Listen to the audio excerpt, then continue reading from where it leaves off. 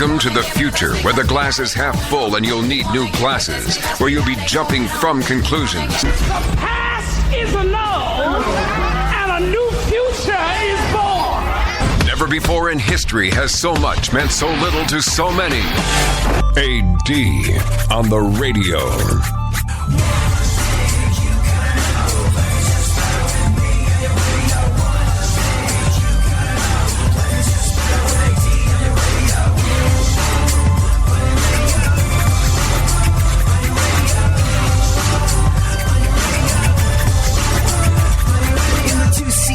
It's you and the senorita woofer blowing up the tweeter cause it's me up in the speaker. Back in the mama seat, top down like a player, and the sound up in your ears, it is the dopest rhyme say I running game like a cheater, I'm born like a... So when it came to the stuff you were allowed to eat as a kid, how did your parents raise you? My mom was a bit of a health nut. Like, very, very strict with a lot of stuff that to this day, I don't think she went the right way on it. No artificial color, no artificial flavor. Limited to 2 hours of television per week. And the reason I think she went the wrong way on that stuff was not because it's not a good idea to try and put healthy, organic, natural things into your growing child. Not because it's a good idea to limit their time in front of the pandering boob tube, as it were, and encourage them to go outside, take a drink from the hose, and run around. That's all well and good. But she did it to such an extreme level that to this day, as I binge watch whatever the hell it is I want to watch for 8 hours at a time every single Saturday with a mouthful of candy, a giant cola soda that is guaranteed to rot my teeth, drinking mainlining Coke and Mountain Dew and things of that nature that are just straight up not good for me in any way, shape, or form, while shoving as much candy and Pringles down my cavernous gaping gullet as I possibly can, going, I win, I'm a big boy now. I gotta kind of think that some of that backfired against her in terms of what she was trying to accomplish vis-a-vis setting up good habits for me as an adult.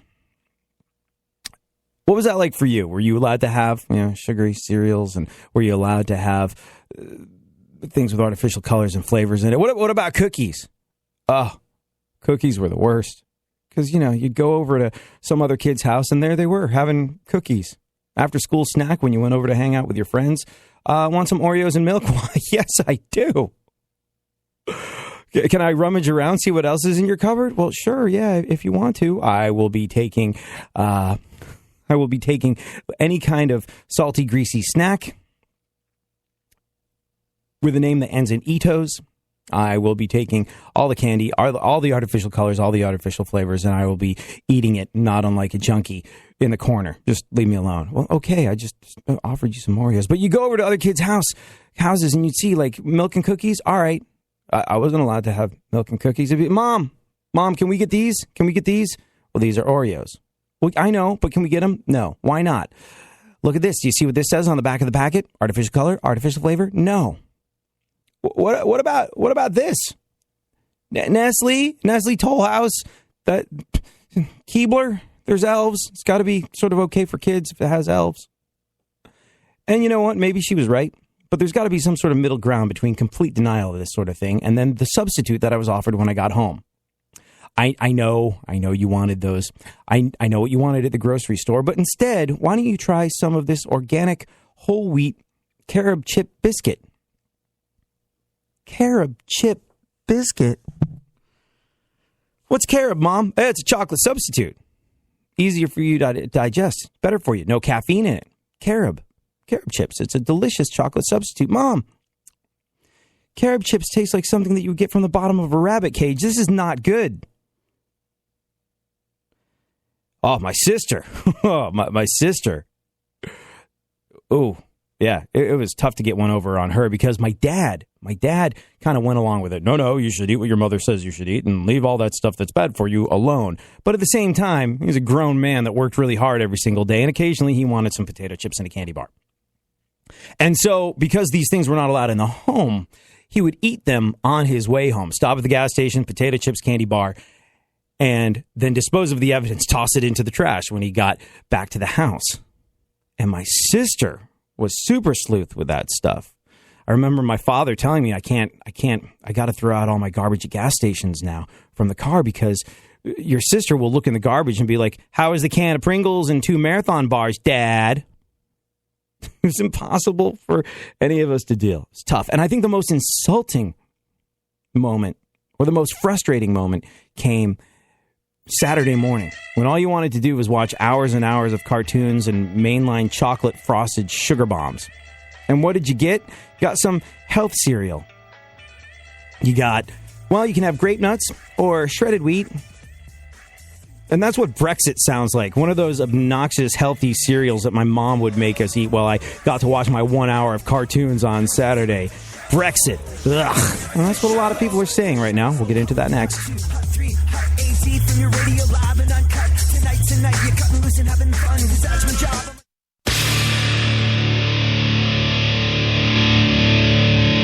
Where the left and right come together for fundamental truths. AD on the radio, on Twitter at ADSXE. I do what I want, when I want, how I want. Every day you're going and working, running that rat race at that pace in that place. Will leave a bad taste for anyone, everyone working day after day. So buddy, I gotta say for you, there's gotta be a better way. Yeah, and you do what they told ya. Company man, feel it, a mindless little soldier. How can you live like that and maintain your composure before it's begun? Your life's already freaking over. Yeah, I do what I want. So yeah, when you first heard of Brexit, what did you think? If you're like me, you thought it really does sound like a disgusting, obnoxious health cereal that your mom offered up when all you wanted was Fruit Loops or Trix or chocolate frosted sugar bombs. Actually, that's not a real thing. That's what Calvin ate in Calvin and Hobbes. But nevertheless, the idea remains the same. That's what you wanted. And then your mom offered you the disgusting challenge of, would you like grape nuts? Would you like unsweetened shredded wheat? You know, that stuff that rips the roof of your mouth open, that tastes like you're eating gravel upon gravel. Or would you like some Brexit? You can put agave nectar on it. Not the same, Mom. It's not what I want. Brexit. Blech. And that's, like I said, what a lot of people are thinking in England and Europe at the moment. Brexit. Of course, what Brexit actually is England going, we don't want to be a part of the European Union anymore. We're going to have a referendum. The public is going to vote. And based on that, we're going to move forward either as part of the European Union or not part of the European Union. And it was so funny. We've been off for a couple of days. But listening to talk radio folks try and come up with a cohesive narrative with regard to Brexit was interesting, to say the least, because it was one of those things that was so out there. It's one of those things that's so out there and seems so improbable, and no one ever really thought it would happen. So a lot of folks didn't take it seriously. Oh, wait, hold on.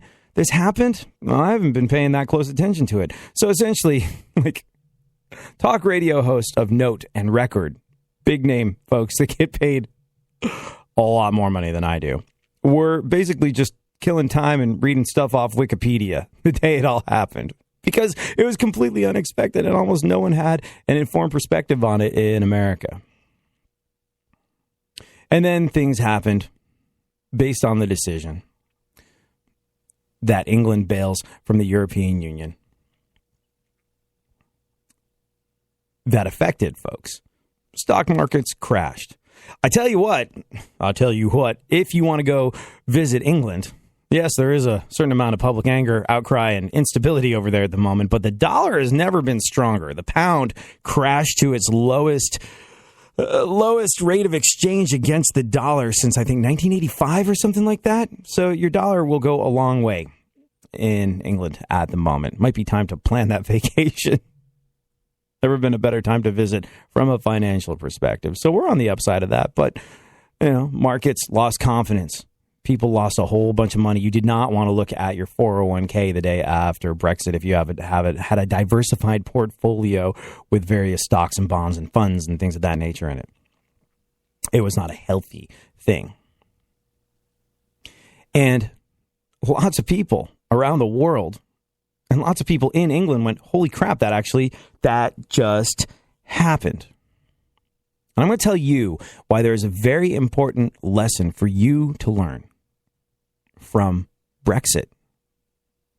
Not for America to learn, not for the world to learn, for you as an individual to learn as you wake up, as you start your day, as you go through it. There's something here that should inform how you go through your life.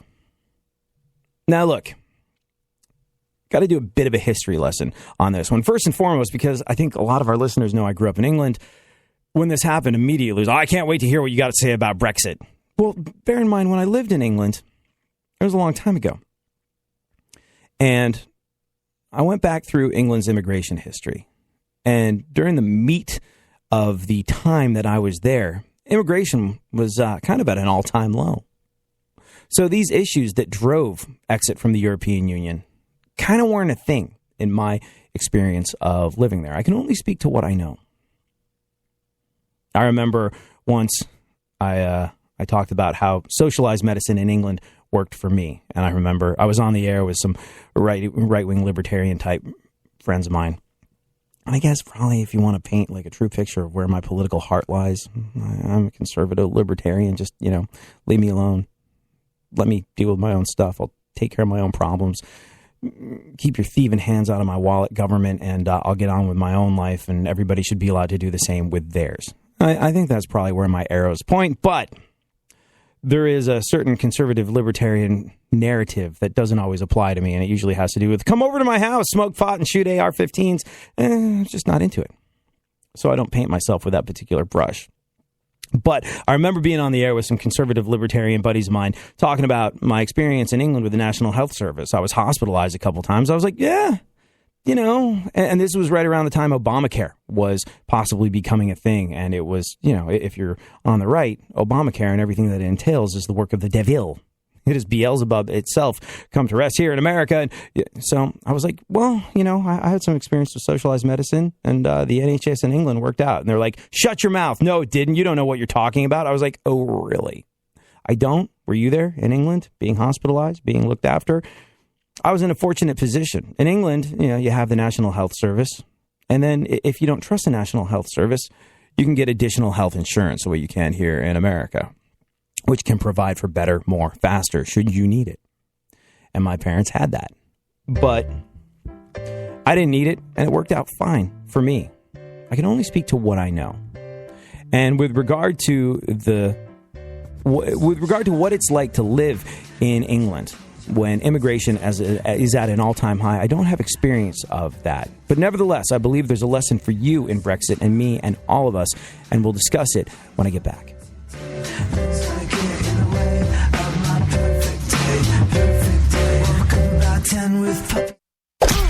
Don't get the blues, get all the news. We mean all of you guys out there in Radio Land. All aboard! He's back. AD on the radio. Give it up, yeah. Give it up, yeah. Bring this on, come on, come on. That's the way you do what we do. That's the way you do what we do. That's the way you do what we do. You do what we do. You do what we do. That's the way you do what we do. That's the way you do what we do.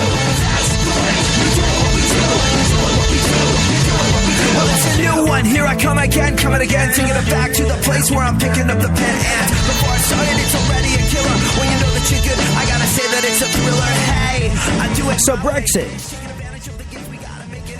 Brexit, basically, in the simplest terms, is England deciding they don't want to be a part of the European Union anymore. Now, as long as we're talking about the simplest terms, let's talk about the way the idea of Brexit was presented to a lot of folks in the simplest terms. Like I said, when I lived in England, some of the issues, maybe the issues that were driving England's exit from the European Union weren't that big a deal. When I was living there, immigration nowhere near what it is now. And I was a kid. I wasn't really paying that much attention to the vagaries of the National Health Service, England's version of socialized medicine.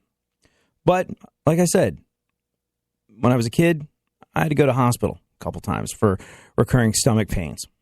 And I got a bed. I was well looked after. I had a battery of tests run on me. And ultimately, I was able to figure a couple of things out. that allowed me to deal with the stomach pain after this battery of tests and hospitalization. So, the thing that drove Brexit, or the things that drove Brexit, for the people that voted leave in this UK referendum, there were remain and leave. We want to remain in the EU. We want to leave the EU. The two linchpins of the whole leave movement were pretty much immigration and socialized medicine. We want less people coming to England because there's an awful lot right now. And for any number of reasons, that's a lousy idea. And as long as we're part of the EU, we kind of have to, deal. And because of the trade agreements and the various financial systems in place with the European Union, we are giving them money hand over fist, billions of pounds. And why not funnel that back into England? Why not funnel that back into socialized medicine, healthcare, the National Health Service? That's what you get when you're in England. These were the two things that drove, for the most part, the leave movement when it came to Brexit. Now, the other thing about England that gives people cause for pause is, you see, folks, I guess, kind of spreading a certain amount of Islamophobia in America. I try not to be one of those people. I try and recognize that there's lots of different versions of being a Muslim. Unfortunately, one of those versions of being a Muslim, and it's a minority, and I don't want to paint anyone who doesn't fall into this category into a corner because I feel worse for them than, well, no, I don't feel worse for them than anybody that died as a result of terrorist actions. But it's a tough road to hoe. I know a lot of Muslims come to America because they got more freedom to practice their religion here than they do almost anywhere else in the world. See, one thing a lot of folks forget is if you're on the receiving end of Islam, you're one of the first targets if you're not practicing the version of Islam that the militant folks want you to practice. And, off with your head right quick, because you're right there in the line of fire. America's over here. We'll deal with them when we can. But you, chop, chop, literally, we're going to deal with you. So, we have an interesting situation over here, but nothing like the one that is developed in England, where there are entire pockets, entire communities of militant Islamic folks that want to enforce Sharia law. And that makes a lot of people go, hey, wait a second. You're coming here. You're taking advantage of our social programs in England. And believe me, there's a lot. I mean, forget just having the National Health Service. Forget just the idea of if you don't have health insurance and you don't have a job and you get a flu or you get something that needs some sort of treatment with penicillin, the medication is going to cost you £3.50 because that's what medication costs. And that's what you pay because of the National Health Service and the way things are regulated over there. But that stuff costs money. And I remember when somebody told me I should go on what's called the dole over there. It's basically where, you get money from the government if you're unemployed. It's not stigmatized there the way it is here. Not like welfare. I just didn't feel right doing it. Couldn't really hack it. But I remember the justification given to me by the government official that was saying, why don't you sign on? Get some money from the government. Your parents have been here long enough. They've paid into this system. That's their taxes go, so you will kind of sort of be looked after as you try and make your way in the world. That's how it was sold to me by a government official that wanted me to take the free cheese that I just felt uncomfortable taking. But nevertheless, the idea of like, hey, you've got family history here. Your parents have paid into this. Therefore, you're allowed to have some of this. It's fair that you have some of this. The massive amounts of immigration, people becoming eligible for these same social programs, justifiably has a lot of people being like, hey, our parents have been paying into this for our entire lives. Our families have been here for generations. These ludicrous taxes that you pay in England on a gallon of petrol. Gasoline is taxed so highly there, you wouldn't freaking believe it. And it goes to the government, and the government then shells it back to you. And you know what? If you've been there for generations and generations, it's kind of understandable that you go, hey, the system is stressed because we just allowed all these different folks into this country whose families have not been paying into this system, yet they are reaping all the rewards and all the benefits. Now, this is a slippery slope toward nationalism and racism, and you want to be very careful how you present this sort of argument, but nevertheless, it's an understandable argument. I'm not getting what I was promised, what my parents were promised, because these people just showed up here yesterday, and they're taking half of it. What the hell, man? What the hell? So immigration, socialized medicine, social programs, these are the linchpins of the Leave. These are the linchpins of the Leave ideas when it came to England deciding to make its exit from the European Union. Two folks that were sort of figureheading this whole thing. It's interesting. Both of them have been equated to Donald Trump. This guy called Boris Johnson, he was at one point mayor of London. And if you Google Boris Johnson, what's interesting is you see where the Trump thing, you see where the Trump comparisons start to arise, if only because crazy hair. Again, not quite as crazy as the Donalds, but it does sort of look like somebody stuck his head into a cotton candy machine as well. Google picture of Boris Johnson and be prepared to laugh because he is a ridiculous looking individual. But you know what? It makes him stand out, and it's given him a lot of headway in his political career for whatever the hell reason. You would think it would work against him. It did the exact opposite. The other was a guy, financial guy called Nigel Farage. And he started campaigning for Britain leaving the EU. He's, again, kind of like Trump, a financial guy that's been saying, hey, England should bail on the EU for the past 25 years. And the simple bullet points of how this was all organized: immigration, socialized medicine, were sold to a bunch of people that had been ousted from their own community. Didn't feel safe living where they grew up because pockets of immigrants were marching through the streets saying, we're going to have Sharia law. Cover yourself, you whore. It's not okay for a woman to be showing her face. These are things that actually happened in England. And you know what? The old expression, if you can't beat them, join them, doesn't really work in that situation. So you bail. You get forced out of your own community. You want to take part in social programs that are getting leaner and leaner. You want your handout. You're not getting your handout because there's more people taking a piece. It might go away. Britons as a whole have been told to tighten their belts over and over again for years and years and years.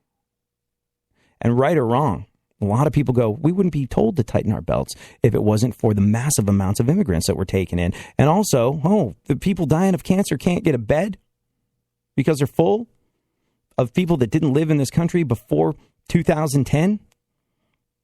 Well, we got to do something. We got to do something.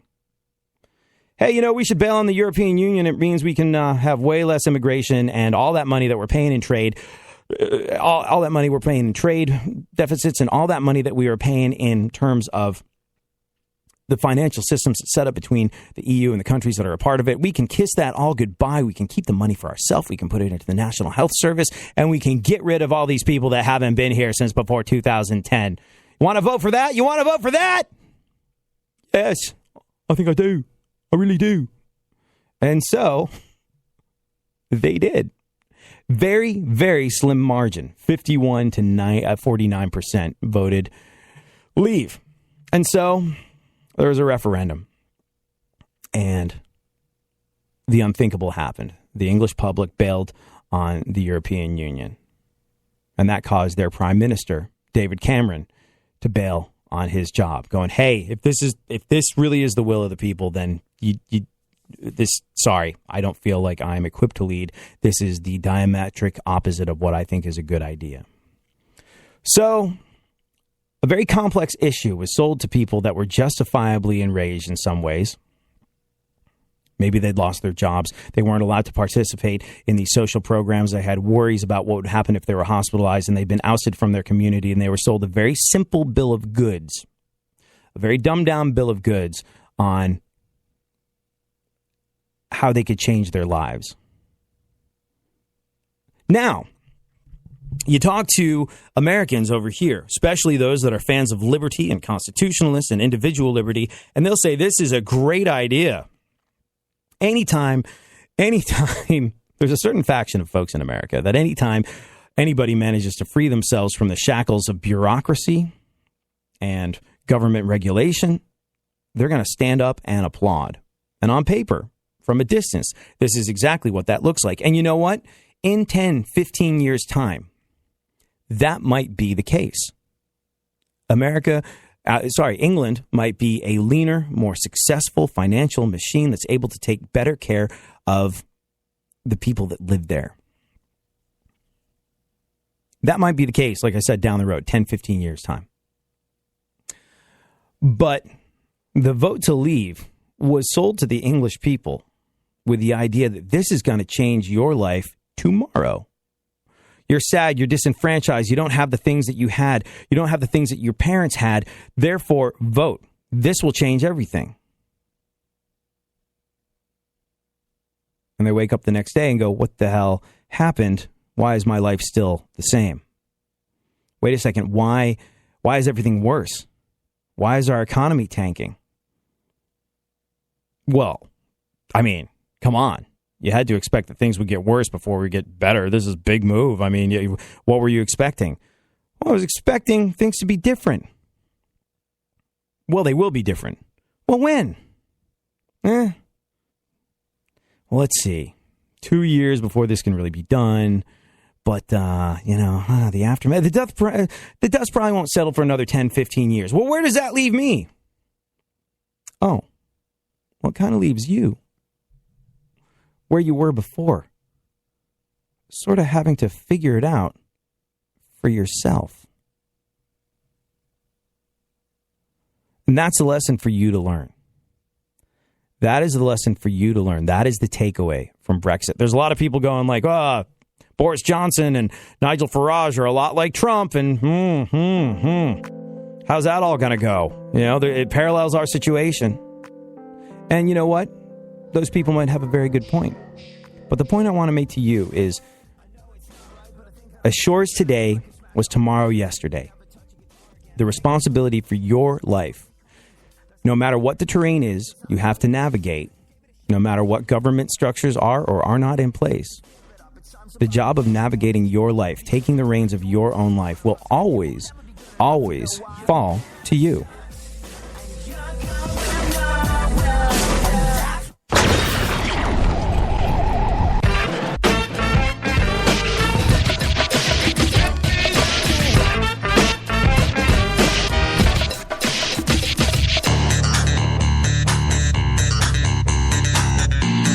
Now, more AD on the radio.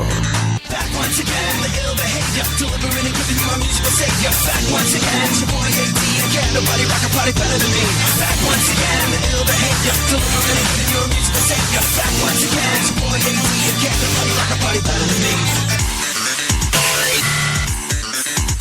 So, Funkhauser, you were among the people going, I can't wait to hear what you have to say about Brexit. Did any of that make sense? Did it land? I get it now. Okay, you got it? It's a little clearer. Okay. We also have our intern who is actually starting her first day of internship here today. Adult film legend and now radio superstar in the making, Brandy Aniston. How's it going? It's going. It's going. We're learning things. I've just been sitting here listening to you. So, well, then obviously it's going great, because thrill a minute around here, let me tell you. Questions about Brexit? Are we all sort of like on a page of understanding with all of it? We're super confused. Are they going to do another vote? Okay, so this is where it gets extraordinarily interesting. This is where it gets really, really interesting. David Cameron bailed. He's the Prime Minister of England. He bailed. He was like, okay, after this referendum result, this is not the England I wanted to be a part of. I really don't feel I can help in this situation. This is so contrary to what I think is a good idea. Bye. And a lot of people are expecting this dude, Boris Johnson, to become Prime Minister of England. Now, throughout the campaign, David Cameron said over and over again, the vote to leave would trigger this thing called Article 50. Article 50 is basically the article that has to be executed so that a country can leave the European Union. So throughout this campaign, David Cameron had said that the vote for leave would trigger Article 50 right away. And that was the image people had in their mind. So you have a referendum, and that's a public opinion poll, basically. None of this happens until a prime minister steps up and triggers this Article 50. Cameron's not doing it. He basically handed whoever is the next prime minister the bag. And you're sort of damned if you do, you're damned if you don't. If you don't trigger it, you're going against the will of the people. If you do, and it doesn't go your way, which it will not for 10 to 15 years, you're kind of effed. And so that's why Boris Johnson hasn't been, like, the people that won this, are just like not as ebulliently happy as you would expect them to be, having experiences massive and unlikely victory. You would expect them to be doing a giant celebration dance, but now essentially what they're doing is going, we won? Crap. We got to get a prime minister in that's going to trigger Article 50 and get this in motion, and then we're going to look terrible. We are going to look terrible because this will come with huge teething pains, and things will get worse before they get better. And essentially what David Cameron did was he sidestepped it, handed the bag to somebody else, and ended their political career before it even started. It's an interesting one. So, yeah, not so much a thing. It's really just a public vote, and it hasn't started to take action yet. In the meantime, the rest of Europe is like, chop, chop. All right, you guys are screwing the pooch. We want to get this over and done with. Let's get it done and dusted. But each country that's in the European Union, all 28 of them, have to individually agree to the terms of England's exit from the European Union. So when is this going to be done? That'll happen? It might, but it's going to be a long time if it happens. And then if it doesn't happen, then you're going against the will of the people. Hey, the people voted, and you're actively saying, my ideas are better than your ideas. People, you don't know what you're talking about. You're effectively echoing Winston Churchill, who said the best argument against democracy is a 5-minute conversation with the average voter. And if he was alive today, I have a feeling he'd be saying that loud and clear. So it happened, but it hasn't really happened, and it's not going to happen for a long time, and now there's this enormous mess. Brandy's going to miss David Cameron, for sure. She's like, oh, that cute guy's gone? Yeah, that was probably the only thing I knew about it. I was like, oh, the cute guy, the prime minister. I knew about that. You thought David? Interesting. He was kind of cute. He was young and cute, right? Am I wrong on the guy? Yeah? No? Well, he... you guys don't think he's cute? I was looking at the pictures... I was looking at the pictures and I was thinking, hey, a world leader that does not have gray hair. Like, I was just... Yeah. Exactly. And he's sidestepping the gray hair by removing himself from the situation. So I guess, I guess... Also, I mean, does the English accent do stuff for females, really? Brandy, is that a thing? I mean, yeah. Why so not? you're saying right that... I say that's really interesting. But I suppose like any like English man in a suit that doesn't look like a total mess probably comes across a little James Bond-esque to most American females. Totally. Yeah. Mm. The one thing about this, who was it? Who was it? Was a guy? Oh gosh, stupid that I'm not getting it. English guy used to be on the Daily Show last. John. Help me out. Oliver. John Oliver. Yeah, John Oliver. He was like, well, this proves one thing. Not everything said in an English accent is smarter. He should go for PM. That's where we are with Brexit. That's where we're at with it. The lesson to be learned is the dumbed-down version of events that you're often presented when it's time to pull the lever of democracy has little to do with reality. And bear in mind that no matter what you think you're getting, you're probably not getting that big of a change in your life. So just, man or woman up, figure out what the terrain is you got to navigate. Take your own life in your own hands. Don't rely on a politician to make a difference for you, and get after it. Live your life. That would be the lesson to learn, I think. Hey, let's have Brandy do the news whilst she's here, Funkhauser. Okay, fine. You got the newspaper in front of you? I do. All right. This one counts, This is a real for day. all the money. Okay. With expectations that it was going to be a huge blockbuster, Independence Day 2 bombed with a $42 million opening weekend. I loved it. You did? Yeah. So You went and saw the second one? it. I saw it at the Cinerama Dome. Like, it was a big deal. I didn't see Nobody it. liked it, huh? I didn't see it. Well, They're back. I don't know if people liked it, but they did not. They did not vote with their wallets in this case. It was supposed to be like this unprecedented, massive movie, and it was actually a ginormous flop. Biggest disappointment for a movie not starring Johnny Depp in years. It's funny because this movie's tank. I think a lot of people are not going to see it because they heard about the ending, which made a lot of folks angry. I didn't when hear. President Trump failed to build a giant space wall and get Jupiter to pay for it.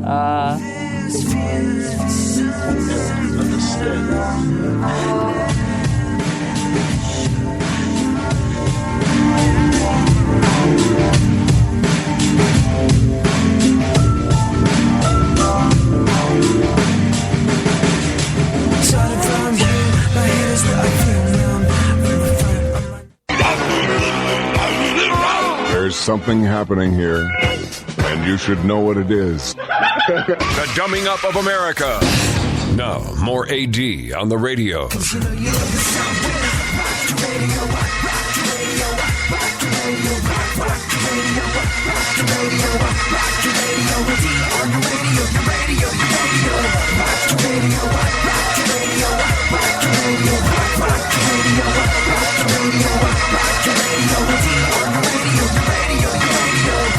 Alrighty then.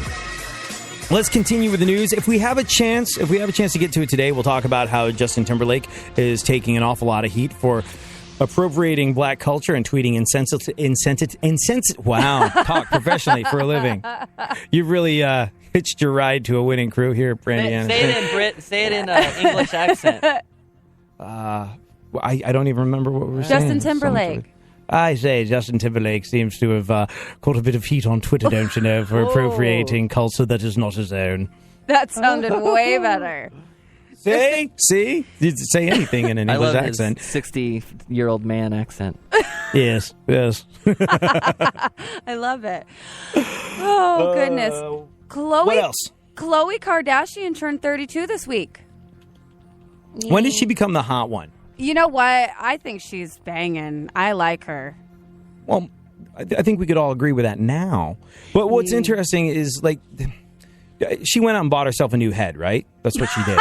Like, Oh, my God. Yeah, probably. like everything is like compare. I mean, and all of them did, but I think the change was most noticeable in her because it was like there was this.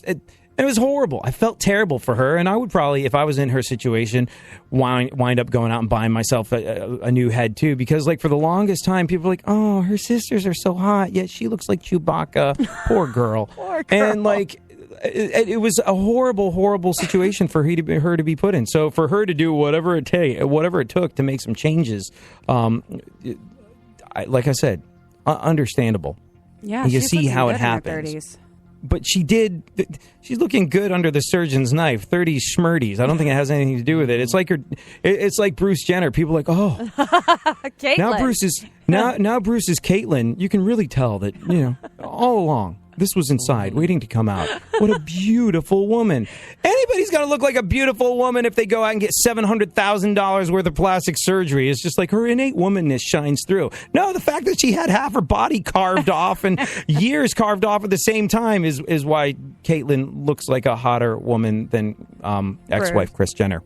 Well, and then they made fun of Bruce because he would get all those surgeries and nobody really understood why. And they're like, oh, gosh, he's so ugly. Why would he do this? And now Caitlyn is this beautiful specimen, according, to everybody. Just kind of strange. Well, it's just different. She became the hot one. But there you go. And she celebrated her birthday. Didn't take the day off of work. No. She didn't take the day off of work. She posted her 3 selfies and walked around LA in some yoga pants, and then her busy day was done. Day complete. Birthday cake, unsurprisingly, chocolate. Go on. Yeah. J.J. Abrams turns 50 today. Mm-hmm. That's the person J.J. that wrote Harry Potter? Am I wrong? No. Oh, Way wrong. Yes, you are wrong. Totally wrong. You're close. Yeah. There's angry muggles sharpening up their Quidditch tools and getting ready to come after you. I don't get it. That's funny. I get it. I get it. Sorry. That's why it's good. I was using my English to Virgin translator. We're insane. No, J.J. Abrams, Star Wars, Star Trek. Star Wars and Star Trek. You know, did lots of stuff beforehand. Lost, I believe, was J.J. Abrams' work. I'm totally going to Hogwarts jail. A lot of people upset with J.J. Abrams because of what he did to Star Wars and because of what he did to Star Trek. And we have a word for these people. Again, it's Virgin. Go on. YouTube is launching its first original drama series. Yeah. It's kind of a historically significant thing because you think about it, like, how do you watch TV now? Like, does anybody still go, ooh, 8 o'clock, my show's on, click, I've got the popcorn ready, I'm going to watch it and sit through all the commercials. Does anybody still do that? Do either of you watch television that way? I do for Really? my favorite shows. Yeah, I'm still that person that likes to see it like right when it comes out, and I don't want anybody to ruin it for me, and I don't want to like have it like, I want to know right when it happens. I guess... Yeah, no, that's why, like, all these competition shows, like the singing competition shows or America's Got Talent, that's why all of their finales and a lot of the programming is live, because that's the one thing that can get a person to sit through commercials, live, real-time thing. And now, with every form of social media out there, if you're trying to, like, it used to be, there's an amazing episode of Seinfeld where he picks up the phone, he's like... If you know what happened in the Mets game, don't tell me. I taped it and I'm about to watch it now. Hello? And, like, you could avoid the result of the Mets game if you wanted to. Or you could avoid the result of America's Got Talent in the past if you wanted to. So there are, I guess, some things that make you go, if I don't watch this in real time, it's going to be spoiled for me. So what's the show for you that you do that to? Well, I mean, The Voice would have been a big one. I didn't want them to reveal, I found out who the winner was 3 hours before because I'm social media girl, and I went on and immediately saw who won, and I was mad. I didn't want to know. The Amazing Race, you said? No, The Voice. The Voice. The Voice. The Amazing I don't know what Race. I heard that for. Naked and Afraid. It's my favorite. Dating Naked is Dating back, Naked too. is Yeah, kind of that's a cool. I'm big not one. going to lie. You know what's kind of interesting about The Voice is that they haven't had a Kelly Clarkson. Like, people watch the show, but no one... I don't feel like any show's had a Kelly Clarkson, except for Kelly Clarkson and American Idol. Yeah. I mean, to be real. Yeah, I mean, I think American Idol is the only singing competition that has worked out. Now, with America's Got Talent, what do you get if you win? You get a bunch of money, but Like I think $1 you million also get and a show in Vegas. a Vegas show. So, like, it's really hard to... The general public doesn't know if a Vegas show is successful or not. You know, if you're a Vegas booking agent, that's when those are the people that have a window into that world. So nobody can really say if the end result of that show has amounted to anything. But we do know, like, The Voice, which I think out of all those, I find that to be the least vomit-inducing. I find that to be the least morally reprehensible. I kind of dig that one compared to American Idol and all the other ones. Agree. But they haven't had a breakout superstar. No, It's interesting. They had that unfortunate tragedy with the girl from The Voice, but that was a sad thing to report on. But no, they haven't had like a huge superstar breakout. Yeah. I mean, even Carrie Underwood, she was American Idol too, and she's a huge country star. I mean, Kelly Clarkson, Carrie Underwood, like they've had some huge names. What was that one guy? The guy that like was offered a job singing with Fuel, like, because he sang a Fuel song live. Wait, are you talking about the old man that sang on America's Pants Got on the Talent? Ground? Oh. No. There was like American Idol's rock guy. There was American Idol's rock. It's funny, when I was still a musician, so I remember the one guy's name that I remember from American, Chris Daughtry. He's my favorite. I loved him, and I was so mad when he didn't win. He kind of had a thing. I think he got a better career out of not winning, though. I think that was kind of... I really believe that was almost like a setup thing. Like, they knew he was that good, and they were like, we're going to take you out of this, and we're going to let somebody else win. Oh, wait. There was another guy that had a hit. Wasn't that guy? Like, for the longest time, I was like, oh, this is a new Mumford & Sons song. But it wasn't. It was an American Idol dude called Philip Phillips. Oh, I remember that. Yeah.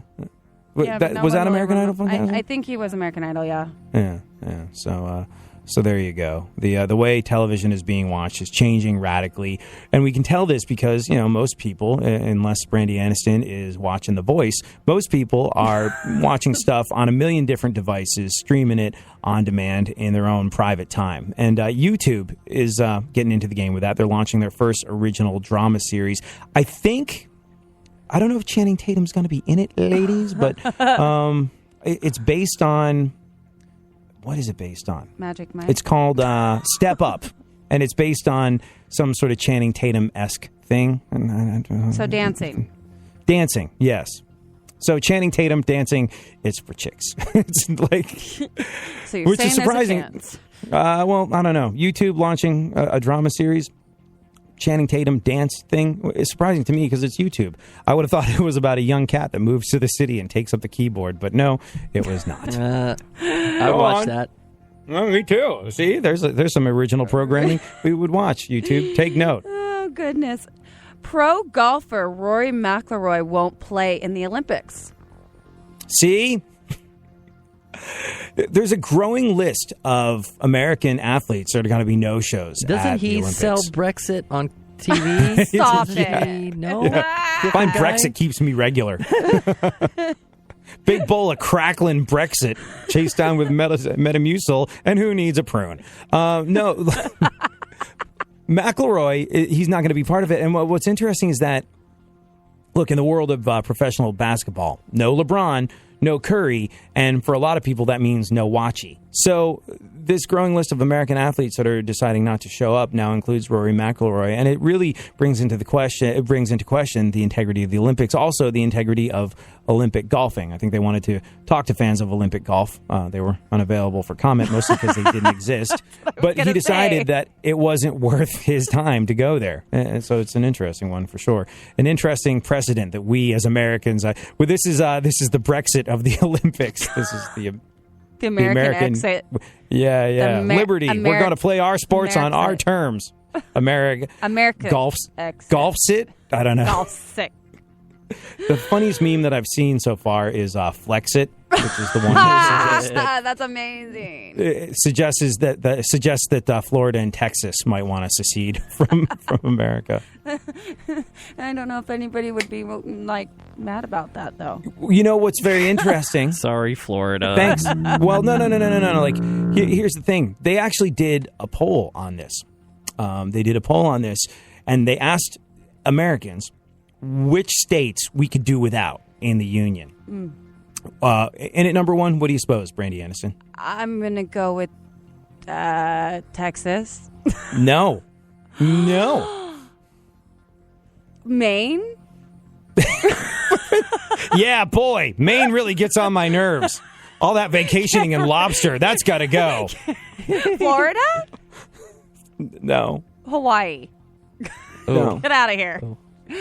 I don't know. Out of here. Where are you from? Oh, California? Really? Yeah, that's the main place. We should that just be is an island. California comes first. Well, you get the right fault line going on. We might very well. Put Donald Trump and we get a gold wall around California. It's sweet. So America voted overwhelmingly. Well, vote schmote. It was a poll that was taken by some university. So how accurate is it? But what was interesting is that California was the state that the rest of America thought we could do with the least. And at number two. Based on that, where do you think the other one was, Brandy? I was going to say either Texas or Florida, but I could do without North Dakota. I really hate. Yeah. I really, really don't like Idaho. Wouldn't miss them. It's not The potatoes, though.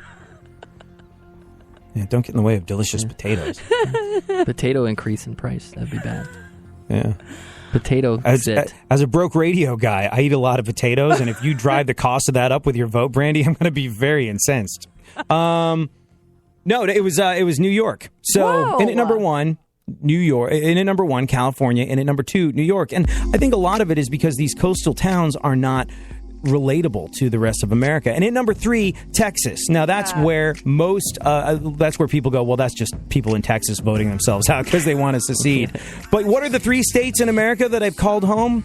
New York, Texas, California, which on paper means I'm the most objectionable person on the face of the planet to the vast majority of Americans, which is why I definitely thank you for listening and putting up with me. Have yourself an awesome one. Awesome one. Thank you, Brandy. Thank you, Funkhauser. Other times you feel like it's cool to turn the other cheek and give people the benefit of the doubt even when they don't deserve it.